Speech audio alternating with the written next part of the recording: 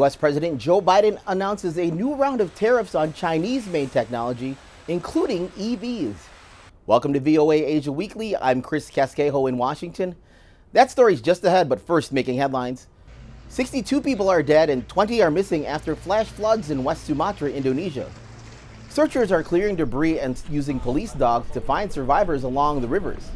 Heavy rain last weekend triggered mudslides, flash flooding, and cold lava flows from Mount Marapi, one of the island's most active volcanoes. 23 sailors held hostage on board the MV Abdullah finally returned to Bangladesh Tuesday after 65 days in captivity. Their families greeted them with flowers and warm welcomes at the Chittagong Port Authority. Somali pirates captured the ship off the coast of Somalia as it approached Dubai on March 12th. It took 33 days to negotiate the release on April 14th. Cambodia and China began 15-day military exercises on Thursday.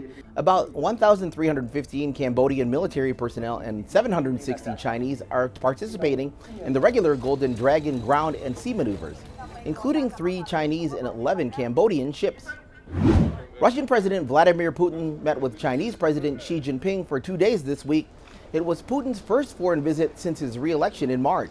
Beijing said the goal of Putin's visit was to discuss bilateral ties and international and regional issues of common concern. This visit also highlighted the two countries' no-limits partnership. This week, President Joe Biden announced a major tariff hike on Chinese electric vehicles, plus new levies on computer chips, solar cells, and lithium-ion batteries. Chinese EVs will face a tariff hike quadrupled to a 100% rate.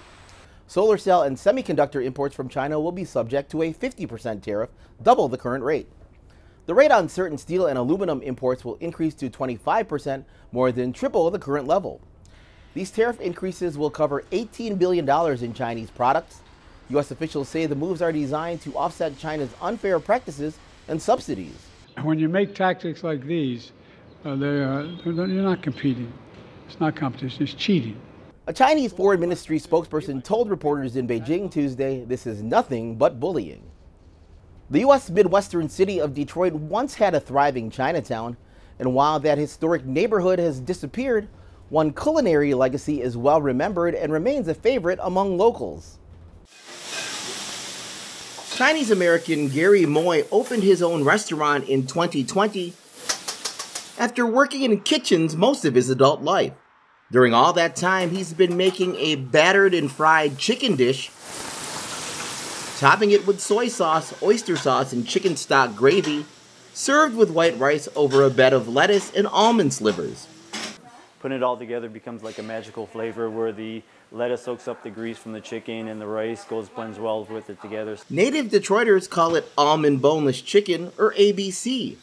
It's not quite as common in other areas of the U.S., and many who have moved away dream of it. I know very well that it's the only place you can get it is back home. But the origins of war sugai, as it's also known, are up for debate.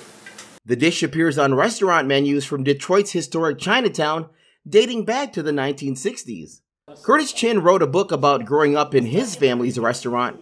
He has his own theory of why the dish took hold in a city with a large black population. Might have been the adaptation of a traditional Chinese dish called almond pressed duck, which was duck, breaded and fried, but then changed to accommodate a more black palate, or people from the South, which had fried chicken, because it really is just a fried chicken dish with an Asian gravy. Detroit's Chinatown faded away by the early 2000s, but the area may be due for a revival. The Peterborough restaurant opened in 2016 on a site that once housed the Chinese grocery. Almond boneless chicken is one of its best sellers. And I think it is absolutely a nod to the area, to Chinatown. Chin thinks ABC is so good, it's destined to move beyond its point of origin. I don't see any reason why almond boneless chicken can't be a national craze. I mean, it's basically fried chicken with gravy. Who doesn't love that? Here you have it, the almond chicken with the scallion waffle. A Detroit signature food that might no longer be kept under local wraps. Visit voanews.com for the most up-to-date stories. I'm Chris Casquejo. We leave you now at a Carabao parade in the Philippines, a centuries-old ritual to bring a good harvest. Thanks for watching VOA Asia Weekly.